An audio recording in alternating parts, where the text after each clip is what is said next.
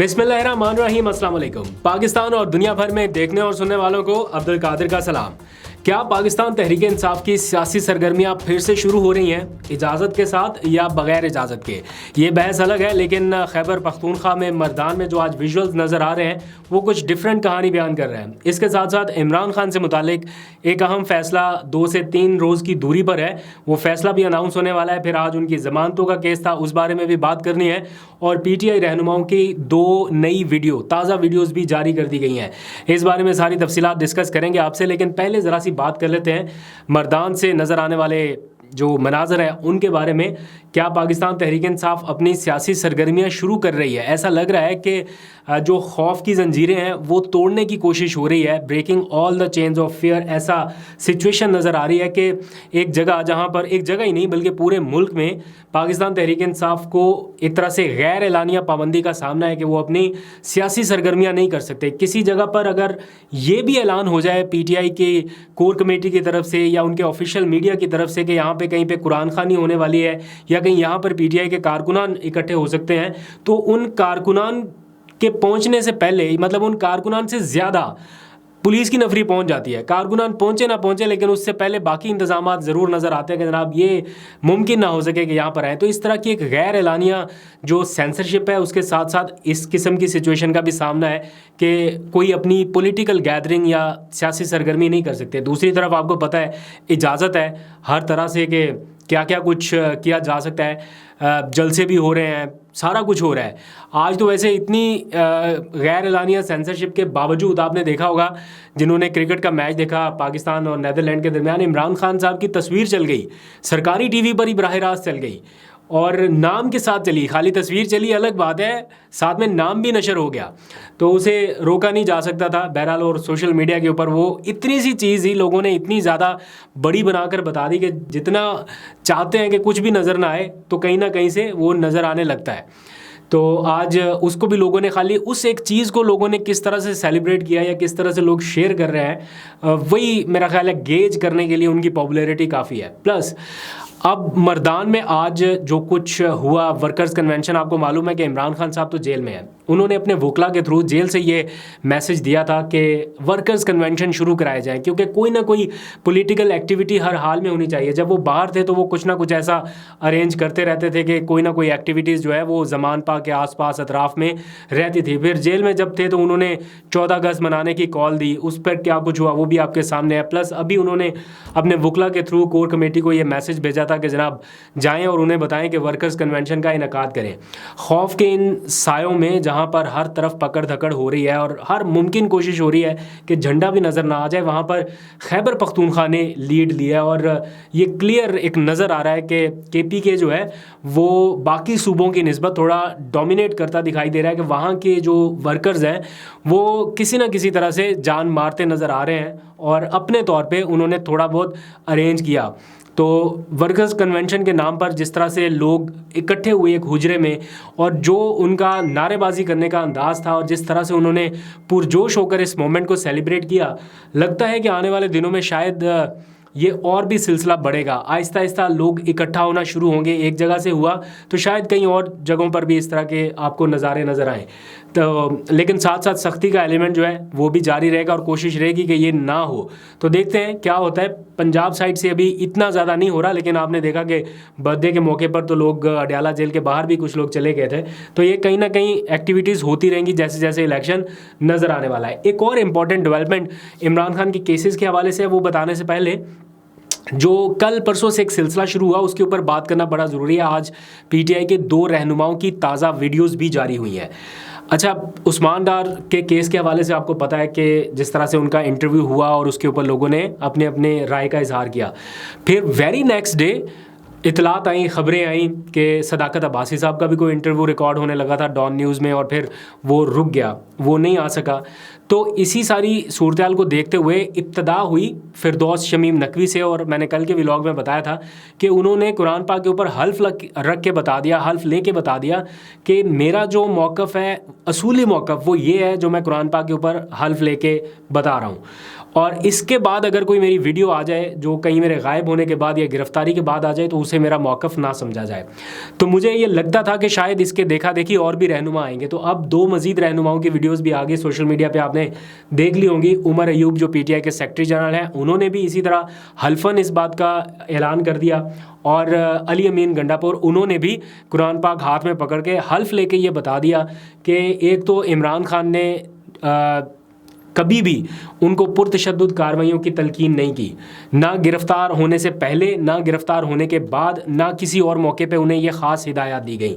तो अगर कोई बंदा कुरान पाक के ऊपर हाथ रख के हल्फ ही उठा दे तो क्या उस बात को ज़्यादा मोतबर जाना जाएगा या फिर उसकी किसी गिरफ़्तारी के बाद अचानक से ड्रामाई अंदाज में सामने आने वाली किसी वीडियो पे? तो ये तो फ़ैसला बहुत आसान है और आप लोग कर सकते हैं आसानी से।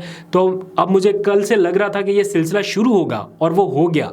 PTI के 2 रहनुमाओं ने आज अपने अपने वीडियो बयानात जारी कर दिए हैं। हो सकता है आने वाले दिनों में और लोग भी इसी तरह सामने आ जाएं कि कम से कम ये चीज़ रिकॉर्ड पर रहे। कल हम कहीं किसी मुश्किल में फंसे और बाद में आके अपनी लीडरशिप को हम बुरा भला कहें तो लोगों को पता हो कि हम क्यों कह रहे हैं और इसके पीछे क्या मुहर्रिकात है। अब आते हैं एक और इम्पॉर्टेंट खबर की तरफ। इमरान खान साहब के साइफर केस से मुतालिक एक अहम फैसला 2 से 3 दिन में आने का इम्कान है। इस बात का इंदिया आज chief justice Islamabad high court Aamir Farooq साहब ने दिया। ये केस है बुनियादी तौर पर उनके जेल में ट्रायल से मुतालिक और ट्रायल करने वाले जज साहब से मुतालिक, जो जुल्करनैन अबू अल हसनात जज हैं, उनसे मुतालिक। PTI ने या उनकी जो लीगल टीम है इमरान खान साहब की, उन्होंने अदालत से रजू किया था कि एक तो इस केस की जेल में ट्रायल हो नहीं सकता, खुफिया ट्रायल नहीं हो सकता या खुफिया समात नहीं हो सकती। नंबर 2 कि ये इन जज साहब को जिनको अपॉइंट किया गया है ये केस सुनने के लिए, वो ये केस सुनने के मजाज ही नहीं है। इन 2 पॉइंट्स के ऊपर जो दरख्वास्त PTI की लीगल टीम ने दायर की थी उसके ऊपर फैसला महफूज हो चुका है। काफ़ी दिन हो चुके हैं, फैसला सुनाया नहीं गया। इस केस का ट्रायल भी शुरू हो गया और वो जज साहब जो हैं वो समाअत भी कर रहे हैं। उसी जज साहब ने उनकी इमरान खान साहब की साइफर केस में ज़मानत भी मुस्तरद कर दी, लेकिन अभी तक जो महफूज फैसला था वो सुनाया नहीं जा सका। तो आज अदालत में शेर अफजल मरवत ने चीफ जस्टिस साहब से ये दरख्वास्त की कि वो जो महफूज फैसला है आप वो सुनाएं। हमारे क्लाइंट का जो ट्रायल है वो अब आहिस्ता आहिस्ता आगे बढ़ने लग गया, लेकिन हमारी दरख्वास्त पे फैसला तो सुनाएं, हक में दें या ख़िलाफ़ दें, जो भी है फैसला आए ताकि हम आगे किसी और कोर्ट की तरफ जा सकें। तो बहरहाल आज चीफ जस्टिस साहब ने ये कहा कि उसमें मैं जल्द वो फ़ैसला सुना दूंगा। तो उन्होंने कहा कि आप 1-2 दिनों में या पीर तक कम से कम वो फ़ैसला सुना दें। तो उन्होंने कहा पीर तक तो नहीं, लेकिन 3-4 वर्किंग डेज़ के अंदर या 2-3 वर्किंग डेज़ के अंदर वो फ़ैसला सुना देंगे। तो इस बात का उन्होंने इंदिया दिया है। हो सकता है वो फ़ैसला PTI के ख़िलाफ़ जाए और वो उनकी दरख्वास्त मुस्तरद कर दें, लेकिन उस सूरत में कम से कम PTI के पास ये मौका तो होगा, ये अपॉर्चुनिटी तो होगी कि वो यहाँ से छोड़ के सुप्रीम कोर्ट ऑफ पाकिस्तान रजू कर सके इस फैसले के ख़िलाफ़। तो लेट्स सी, अगर सुप्रीम कोर्ट ने नोटिस भी जारी कर दिए या मुअत्तल भी कर दिया इस चीज़ को, तो भी इमरान खान साहब को काफ़ी रिलीफ मिल सकेगा। ये ट्रायल फिर शायद आगे इस स्पीड से ना बढ़ सके जिस स्पीड से बढ़ाया जा रहा है। तो ये तो कुछ दिनों में पता चल जाएगा। इसके साथ साथ कुछ और डेवलपमेंट भी हुई हैं। कल मैंने आपको बोला था कि आज उनकी ज़मानत के हवाले से कभी इम्कानात हैं कि उनकी ज़मानत हो जाएगी। तो आज ज़मानत तो नहीं हुई, लेकिन नोटिस जारी हो गए हैं। जो ज़मानतें उनकी खारिज हुई थी वो इस बुनियाद पर हुई थी कि इमरान खान साहब पहले तो पेश होते रहे, उनको ज़मानत मिलती रही, लेकिन जब गिरफ़्तार हो गए, पेश नहीं हुए, तो सिर्फ अदम पेशी की बुनियाद पर जजेस ने उनकी ज़मानत जो है वो ख़ारिज कर दी। तो इस्लामाबाद हाई कोर्ट ने PTI के वकला का ये बयान या ये दरख्वास्त मंजूर की थी कि वो तो जेल में है, तो अगर कोई शख्स जेल में हो तो उसकी ज़मानत कैसे ख़ारिज हो सकती है इस बुनियाद पर कि वो पेश नहीं हो रहे। तो उनको पेश करना तो हुकूमत की ज़िम्मेदारी थी। अगर हुकूमत ये कहे कि जनाब सिक्योरिटी कंसर्न्स हैं, हम पेश नहीं कर सकते, तो ये हुकूमत का मसला है। इमरान खान साहब का इशू नहीं था कि वो पेश नहीं हुए या वो होना नहीं चाहते। तो इसलिए इस नुक्ते के ऊपर आके उनकी ज़मानतें खारिज हुई थी, मेरिट के ऊपर नहीं हुई थी, यानी केस में कोई ऐसी चीज़ नहीं थी जिसकी वजह से ज़मानत खारिज हो सकती। तो ये इस्लामाबाद हाई कोर्ट ने जो रिमांड बैक किया था उन मुकामी अदालतों को, उन्होंने आज 6 केसेस में उनकी जो ज़मानतें हैं वो बहाल करने के लिए नोटिसेस जारी कर दिए हैं एक तरह से पीटीआई के वकला को भी और प्रोसिक्यूशन को भी कि अगर इनकी ज़मानत बहाल होती है तो आपको क्या एतराज़ है और अगर नहीं होती तो आपको क्या एतराज़ है। दोनों साइड्स को सुनकर फैसला हो जाएगा।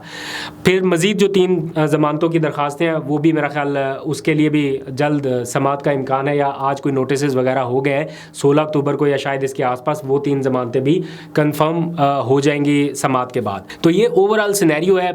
नवाज शरीफ साहब लंदन से अपना बैग पैक कर चुके हैं। आखिरी मुलाकातें उन्होंने कर ली हैं कि जनाब मैं अब जा रहा हूँ पाकिस्तान बरास्ता मिडल ईस्ट। सीधा तो अभी नहीं आएंगे, पहले सऊदीया जाएंगे, उम्रे की सआदत हासिल करेंगे, फिर गालिबन उन्होंने यूएई आना है, वहाँ पे कुछ मुलाकातें हैं एंड देन वो पाकिस्तान की तरफ आएंगे। आज उनकी मेडिकल रिपोर्ट जमा करा दी गई है लाहौर हाई कोर्ट में और पता यह चला है कि अभी तक वो मुकम्मल सेहतयाब नहीं हुए। तो जब वो ये कहते हैं कि मुकम्मल सेहतयाब नहीं हुए तो कुछ लोगों को लगता है कि शायद मियाँ साहब नहीं आने वाले, लेकिन मुझे उनकी तैयारियों के हवाले से और जो सिग्नल्स अभी दिख रहे हैं उसके हवाले से अगर मैं एग्जैजरेट नहीं करूं तो मुझे लगता है कि वो आ रहे हैं। और अच्छी बात है कि वो जितनी जल्दी पाकिस्तान आ जाएं उतनी जल्दी इलेक्शन होने के इम्कानात हो सकते हैं।